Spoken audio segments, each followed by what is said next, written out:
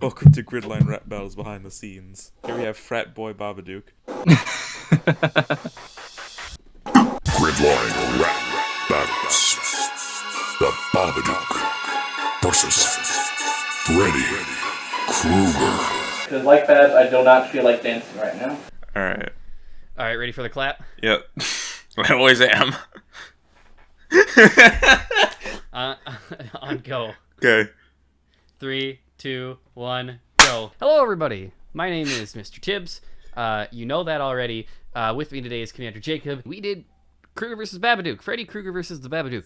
Finally. We really should have had this out at Halloween. And it's not Halloween anymore. I don't know if you guys noticed. It's a little... We're like a couple days late. Not that much. Just the tiniest bit late. Right. But, you know, it's here now. We're catching up on everything we were supposed to get done last year. So we're just gonna kind of do some interview stuff. Jacob is going to spread a little bit of stuff around in the BTS just to make it not completely interview. Yeah. Titties. This is the first time I'm editing a BTS, or anyone besides Tibbs is editing one of these. So, and honestly, it might stay that way just for the sake of getting done. Fun fact: Tibbs doesn't like editing stuff. It's crazy. I know. Who would have thought, right? we thought of this because I think we just wanted to do a Freddy battle, just like to have our take on it on Freddy. But we were like, fucking, who do we put him up against who hasn't been done? Like, we can't do Pennywise. We went through a couple of things, actually. I think we started with Scarecrow, you know, that standard one that everybody does. We did start with Scarecrow. Scarecrow. We thought about doing Jason for a little bit. Thought about doing Pennywise, but we landed on Babadook. Sigmund Freud. I forgot about Sigmund Freud. Oh god, I forgot about that. What if you wanted to go to heaven, but God said Jason or Sigmund Freud? Babadook was actually just not in the running. It's like when you have like a political campaign and like the dude from out of nowhere comes swanning in to like win the election. We completely pulled the Babadook idea out of our ass, and it stuck because no one had done it before. No one had done Babadook at all before, and it was... One person has before us, and I think it's still only one person. Yeah, and it was still a solid matchup because they both are supernatural evil dudes who feast on people's negativity. And they have something to do with like children's theme and stuff like that. You know, children's book and like the children's song or whatever. Yeah. So once we thought of the matchup, we were like, fuck, now we gotta make this. The writing actually was pretty fun for this one. It took us a couple of weeks to write still. It was a longer writing battle, but it didn't feel like a drag like some of the other battles we did. And like suddenly we had this really kind of this growing big battle on our hands. It started, supposedly we were going to have it really short. Do you remember that? I do remember that. And then I think Dustin came in and like suggested adding a sizable chunk to all of it.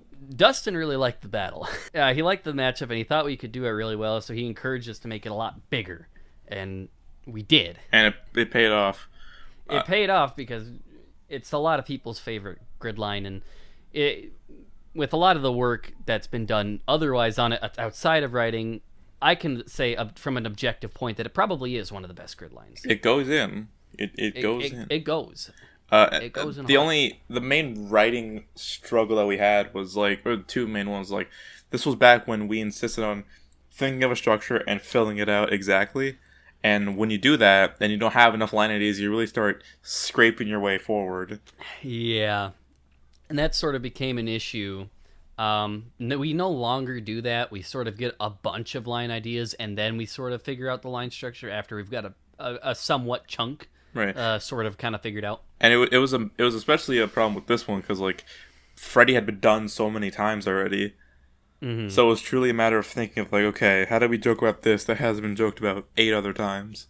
Right. It does get really hard when it's like you can use the same material for a joke, but making sure that it is different than others starts getting hard when you have a character like Freddy who's been used, like you said, just that many times. Right. That's why we're probably not going to do Pennywise anytime soon. No, and as funny as it would be to do Ronald McDonald versus Pennywise, I just don't think it's going to work anymore. Writing went by, it started a bit slow, then it got pretty fast, went slow again, and then we were done. And I'd like to point out, I don't mean to toot my own horn, I did write most of this. That's why you're first on the credits. Let's go. Did you dab? I saw that at the corner of my eye. Nah. Yes, yes, sir. Voice-wise, we were originally just gonna have Tibbs do Babadook's voice, but Dustin did have this level of insanity that worked a lot more, and especially when he like in post when he like pitched up his voice in certain parts and pitched it down. When he did he Dustin went really ham. He added strings to it. Hello, peeps. This is Freddy Krueger reporting from the GridLine studios. I made the beat for this. I didn't make the beat for this. Wrong start. I added stuff to the beat for this. I chose this particular 2-deep beat because I thought it fits really well to the characters. It has this nice choir sample that's really tingy and loud. I don't know how to describe it. Definitely pitched up. Then I added some staccato strings and some pizzicato strings in the melody I wrote here.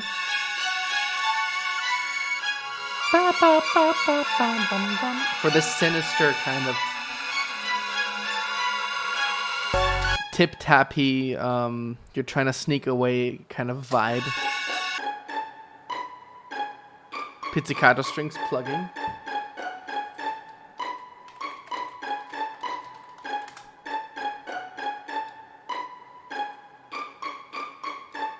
And some chords in tremolo.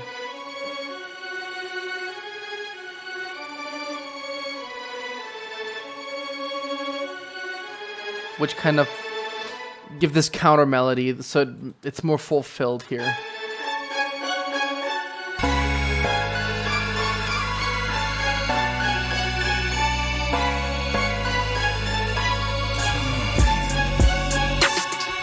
Here's the exact notes if you want to rebuild it. Which I think means it's A minor. Not sure. However, that's how the beat got together. Yeah, he added things to the beat. He went ham on his performance. Probably one of the most ham that I've seen him go in on. Yeah. That's like not one of his battles. It's kind of wild. I'm not going to lie to you. Because I was going to play him as a bit more of like this kind of softer, creepy dude. I'm really glad that wasn't what happened, honestly. The battle would have sounded different and all that, and especially now with how Dustin made that beat into it, and it became like this much louder, more aggressive beat. It definitely fits his portrayal much better than what I was probably going to do. Off the top, like his hat with killer style, he's the class act! I love how I can like hear Tibbs, it's like yeah. His voice raising at the end of that. Yeah. It's amazing, and then it tells that Tibbs is having a mental breakdown. So, like I said, he's the class act! He sounds like the I don't know the Quan.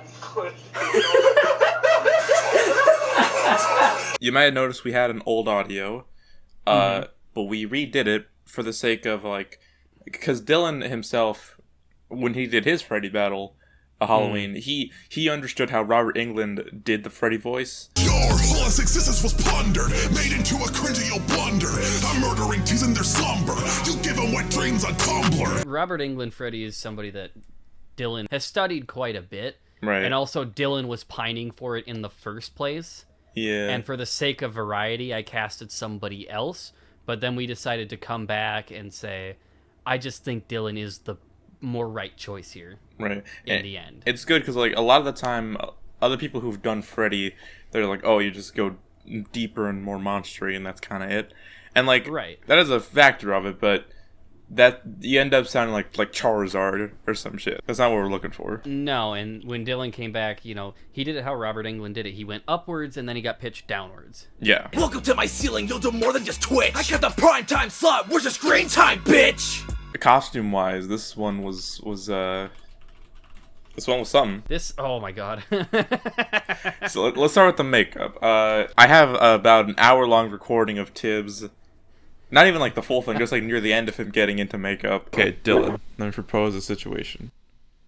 Oh boy. You go on a blind date. Mm-hmm. You stop at Olive Garden or wherever the fuck. And your date looks like this. What do you do? Run.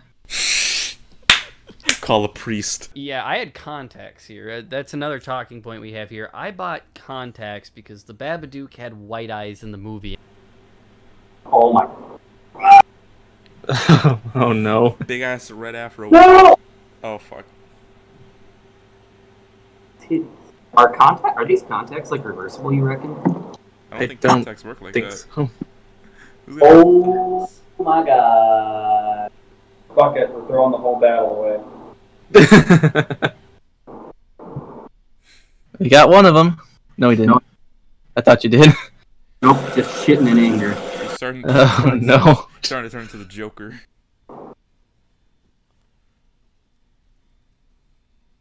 Come on, man. Oh no. I can't. I keep blinking, and then makeup gets all in it, Oh no. like hardcore. Then stop blinking.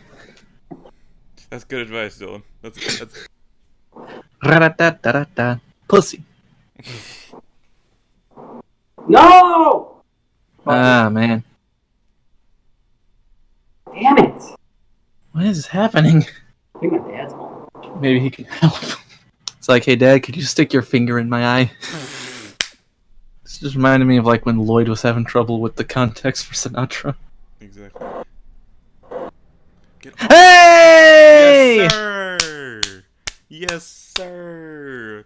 Yes, sir. We got Coming one. close to us. Let me see. Yes, sir. Now she's gonna get the other one. Dan was so like. Yo! Sir. Yes, fucking sir. Do the whip. Do the whip. Can't He's hear not you. gonna fuck. Do the whip. Do the fucking whip. My right one is bothering me significantly less than the left one. That is Strange. interesting. And it looked cool. The contacts you got, they look cool, but they Oh, also yeah, they look fucked up great. your vision. Yeah, no, for about 3 days, one of my eyes had like kind of like this blur to it. It eventually went away. You know, it did suck for a couple of days. 'Cause I think it was wrinkled. I'm about to say, I think it irritated my eye. I'm fairly sure that's not supposed to happen. You know what? You right. We suffer for our art here at GridLine Studios. Then Freddy. Oh Lord. Behind the scenes time. What am I talking about? Frederick.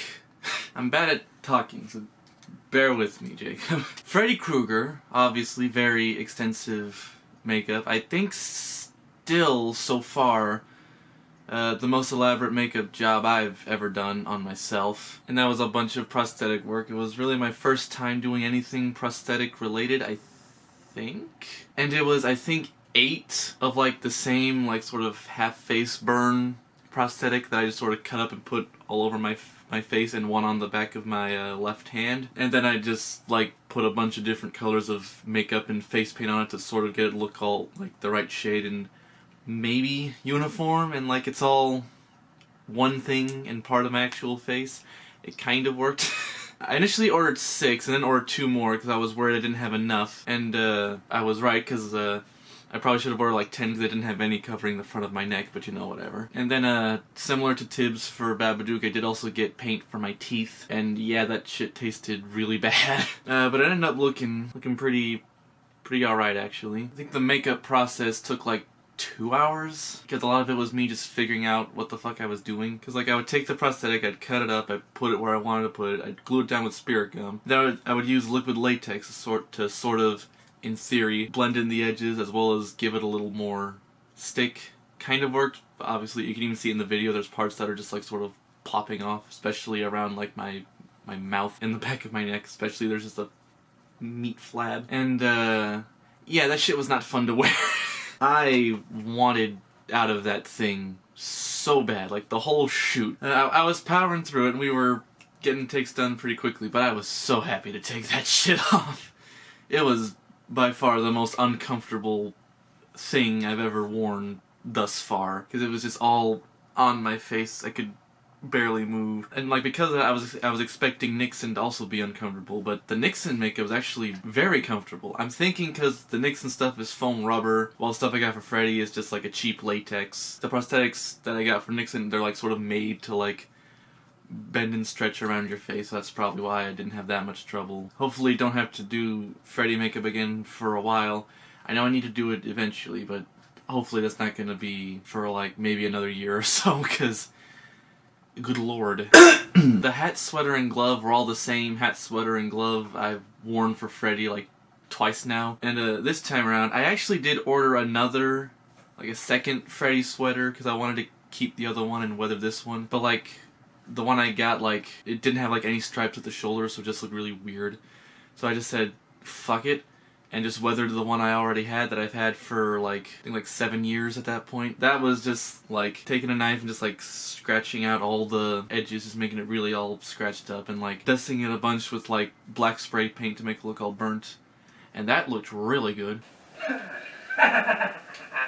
Recording was weird, but doing that voice is like always hurts my throat a bit afterwards, because like it's a lot of shouting and it's very scratchy. Instead of like trying to emulate the voice myself, like, welcome to prime time, bitch, which I can kind of do, but it sounds better when you take welcome to prime time, bitch, and pitch that down. Welcome to prime time, bitch. That's how you sound like Freddy Krueger. It was really weird recording for the battle after it was already filmed. I mean, like, because I had already filmed it, I knew the lyrics, like, front to back, basically. I don't think I even had to look at the lyrics sheet at all. This battle had a very bizarre timeline. It was written in, like, summer, fall of 2020, I think. I filmed it, I think, September. The battle was originally supposed to come out in October. I don't think it came out till, like... Alright, I gotta look it up, because I'm bad with memory. Don't put this in the BTS. Because I said that you're gonna put it in the BTS now. Damn it! Well, I should probably connect to the other internet. This is fun for you to watch CJ in it. Filmed it in September, didn't come out till June 1st. Oops! You know, shit happens. Rap game be like that sometimes. Still came out pretty banging. I'm still pretty proud of my Freddy costume and makeup. Now that I've done it, I know things I would do a bit differently. I think that's about all I want to say. I'm bad at talking, especially when I don't have a proper script. So good luck editing my rambling nonsense, Jacob. Expect more cool stuff from GridLine Season 2. There should be enough footage there. About 12 minutes. I've rambled for longer.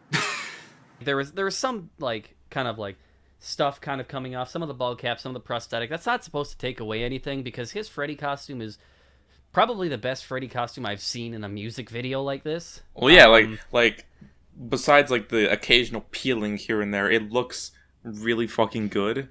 And then like the peeling also sort of works, just for sort of how we're playing him and like kind of like his backgrounds and stuff. It looks a lot more like melted skin than fucked up makeup. Yeah, which is good. Which is really good. And the prosthetics look really good. He did an amazing job on that. Dylan is shockingly knowledgeable on these things. Like, he kind of goes super ham. There's a couple of characters that we've got coming up that Dylan's got these plans for in the back, in his mind right now, that I'm like, damn, bro, if you figure this out, like, I'm going to just be over the moon. Yeah, and especially if you compare, like, the last time Freddy played Dylan, last time Dylan played Freddy in a battle. I'll put the two pictures up on screen right now. That's an improvement. That's a glow up if I've ever seen one. The difference. What did he even use for the first one? Do you recall? Something that wasn't as good. I don't know. Oh my god, the storyboard that we had for Krueger versus Babadook is probably the worst example of me making a storyboard. Like, we looked at that storyboard and then we went and like, let's not write him this way again, ever. And by that we mean let's not have Tibbs write most of it. Yeah, have somebody else proofread. Don't rely on me for it, because I have these Tibbisms. I'm gonna show a screenshot of the Discord chat of Ravi highlighting a part and be like, "What the fuck does this mean, Tibbs?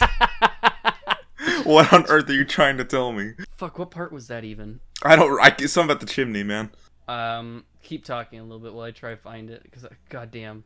Subscribe to... Actually, no. I'm gonna play a clip of the demo that I made where I just sound like the most tired motherfucker ever. If it's in a word or in a look, you can't get rid of the Babadook. In case you'll shut your book. Off the top, like I said, with killer style, he's the class act. Depression incarnate to face the flashy slashy ass. Okay, I found it.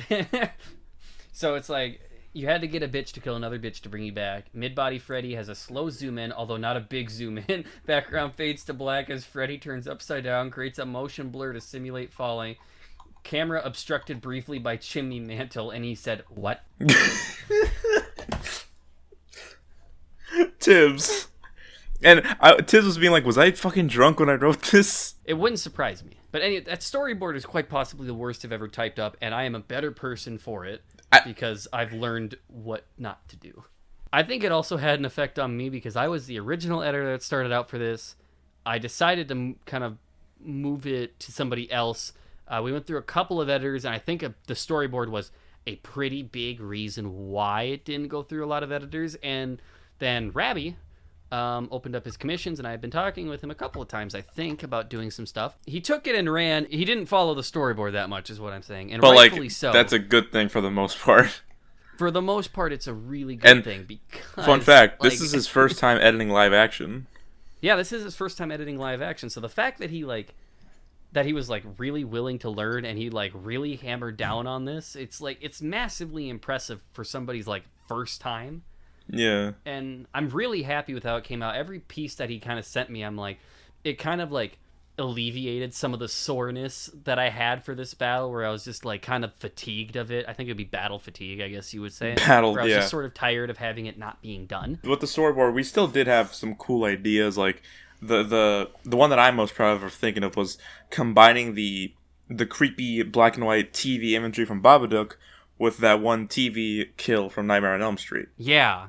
I'm really happy that managed to come out in the end. Some of the stuff from the storyboard that didn't make it into the video was like a red balloon floating by on the Pennywise part. Yeah. Freddy's head sticking out of a chimney. Yeah. Babadook's head twitching in the title card. Yeah, I think that was more just sort of a forgot to do it so thing rather than a just didn't. We wanted to have an actual, maybe even Dustin wander through an actual forest with a flashlight. Yeah, and then have him pretend to get murdered. But that didn't work out just because we were running out of time. I don't remember why. Yeah, speaking of that, that's the reason why the kid is there. He's called Kin Kid in case you don't know what he is. It was supposed to be somebody sort of getting killed in an alley or in the woods or just somewhere. And it just didn't work out. And so Rabby found a way around that. Mm-hmm. And also, boom, we killed Kin Kid. Yeah, fun fact. The background in that scene is the same background that I used in the intro to Mandor versus Hatchling and Slasher. And a couple other minor stuff was Mortal Kombat health bars. I suggested that one. Tibbs wasn't really huge into that one. We had a flower over the gravestone for the "You'll end up where your fate lies" stuff. And and in general, we had a few scenes where we wanted to try to emulate the look of the storybook within the Babadook movie. Yeah, that one is a little bit more I wish sort of happened, but also at the same time, it would have taken a lot of time. Yeah, I'm pretty sure do that. I'm pretty sure you think about having the whole battle be him in that drawing form. Or am I remembering? For a little bit, I did. For a little bit, I'm like, what if we animated Babs? Again, really glad that didn't happen. I think it would have been an interesting way to do it, but I also think there's very few characters that I wouldn't do live action. Because I think figuring out how to translate that and having it look really good, as we did with Babs, is one of the greatest feelings in the world when you look back on that. Right. When I looked back on Babs, I was sick of that. I was sick of being in makeup. I was sick of the context. I was sick of the costume. You're sick of the battle. Back and I'm like, but then I look back at the footage and I'm like, damn, at least I look good though. I think I remember when you were filming. When you had the belt, when you had the that you had from adoption shit, I think it was that part specifically that made me and Dylan go "Yo, yeah, this is gonna be good." You gotta put some of my fucking screams from filming. No, of course I am. Of course I am. That you had from adoption! That you had from adoption! That you had from adoption! That's fucking awesome. Do you need a therapist? Sometimes. I was feeling insane at that point. I was just like, oh my god. You were method acting. I was method acting, but I was also in pain. You were also depressed. Yeah. Anything else we got to touch on here? Yo mama. No, I'm sorry. Come on, that was No, fun. it's fine. It's fine. No, it's fine. You hate me. I'm not even mad. I understand. I'm not upset. Special thanks in this battle to number one Dustin for going super ham on the audio aspect of this battle here, making it something far more than what it was supposed to, and also pushing us to make it longer, because we here at GridLine, we don't do a lot of big battles. We here at GridLine, we don't try that much. We don't. Big shout out to Benny for chiseling a couple of things, making them a little bit funnier. Benny's one of the funniest guys I personally know, and he has no right to be that funny. It's not fair. I'm mad about it. Shout out to Patrick. Not Patrick. Rabby. Hello? I'm going to shout out Patrick, too. All right, cool. Cut that out. No, I'm not cutting that out. Fuck you. Shout out to Rabby for editing this fucking thing, for being an absolute champ and going through it and making this way, way more than I expected it to be in, like, where it was at in December. Thank you for saving the battle, Rabby. Thank you for saving the battle, Rabby. Thank you to Patrick for teaching Rabby, because I know Rabby talked to me a couple times about you showing him a couple of things and how to do these things. So thank you, Patrick. Thanks to everybody else that that is in like the crew there, like Rocco and Monty and all them. Shout out to Michael. Shout out to Dylan for killing it on the voice and also going through that fucking makeup. Shout out to me for editing this video that you're watching. Shout out to Jacob for doing the VTS so it comes out on time. And also writing a lot of it. Shout out to just a lot of people. And shout out to you guys for enjoying it. Except you don't really get shout outs, you get content. Is that what you're doing? Is that what you're leaving them with? Probably. Shout out to Clyde for some additional help with color correction and stuff like that. I think that's about it. Thank you guys for watching this BTS. Stay tuned for more GridLine rap battles coming up. Gang shit. And some miscellaneous videos. Shout out. Thanks for 1,000 subscribers. 1,000 subs, baby. We fucking did it. We're gonna release the GridLine movie in celebration. GridLine, the movie. Yeah. It's like one of those shitty like nostalgia critic movies. In which case, we'll see you guys next time. Later. See you later. What was that? Later. It's my favorite part of the day. Taking all this off. It's still hanging on there pretty good in a couple places. Probably because of the hair. Oh god. God. Latex and hair don't really mix. Come on. Okay. Oh god. Oh my god. Maybe get a bag so I can toss all these in, please. Take the head off. Haha. I'll just go with the ones that are already falling off. Hey, it's like the main one right here. Watching you take your face off. Oh god, my teeth are still ugly. Perfect.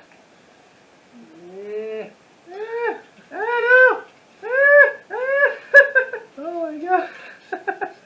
Most of them I could take off all at once because they're attached to the bald cap. Oh Jesus Christ. It looks so oh, yeah, it's bald cap time, looks like. Come on.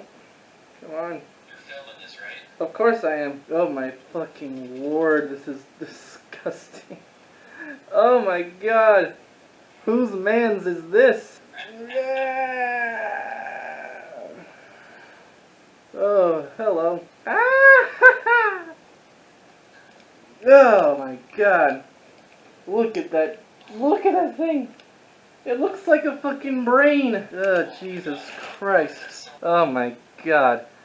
Hello, ladies. It's so greasy. I look hideous. I look like the fucking headmaster from Matilda. I look like fucking Miss Trunchbull. Are you filming all this? Yeah. Cut that shit, my dude.